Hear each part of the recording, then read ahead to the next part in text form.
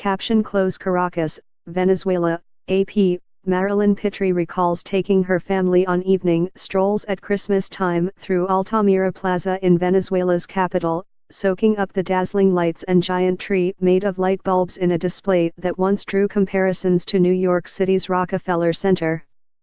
That was before crisis struck Venezuela. Now the 40-year-old mother of two wouldn't dare set foot in the plaza after dark, fearing robbers. And this season, for the first time in years, no festive lights will bring it to life. It's a sight that many say mirrors the mood in the once prosperous oil nation.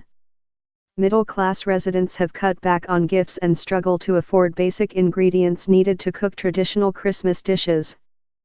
The poor have been hit hardest, some scavenging trash piles year-round to fill their stomachs. Pitry, pausing in Altamira Plaza on a bright afternoon after leaving work, said she tries to look beyond the shortages and political strife to the deeper meaning of Christmas.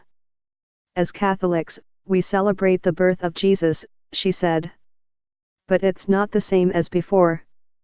Venezuela, a country of 30 million people, sits atop the world's largest oil reserves, but global crude prices crashed 3 years ago, sending the economy into free fall and sparking social unrest. Residents endure shortages of cash, soaring inflation, and a lack of medicine. Earlier this year, protesters upset with President Nicolas Maduro's government clashed daily with riot police for 4 months in Altamira Plaza and in streets across the country. More than 120 protesters were killed and thousands injured. Inflation is expected to hit 2,400% by the year's end, said Henkel Garcia, director of the Caracas-based consulting firm Econometrica, adding that minimum wage workers today have a fifth of the purchasing power than nearly 2 decades ago, when the late President Hugo Chavez launched Venezuela's socialist revolution. "This is the darkest Christmas we've ever had," said Gianfranco Perozzo, 23, who holds 2 jobs just to get by. Searching an open-air market in Caracas for cooking oil, Perozzo shrugs when asked if he's bought any Christmas gifts. Any money left after groceries will go to diapers for his 8-month-old daughter, he said. "There's nothing to celebrate," he said. "Too many people are hungry. Too many people are eating garbage." Unrest simmers across Venezuela in the days before Christmas.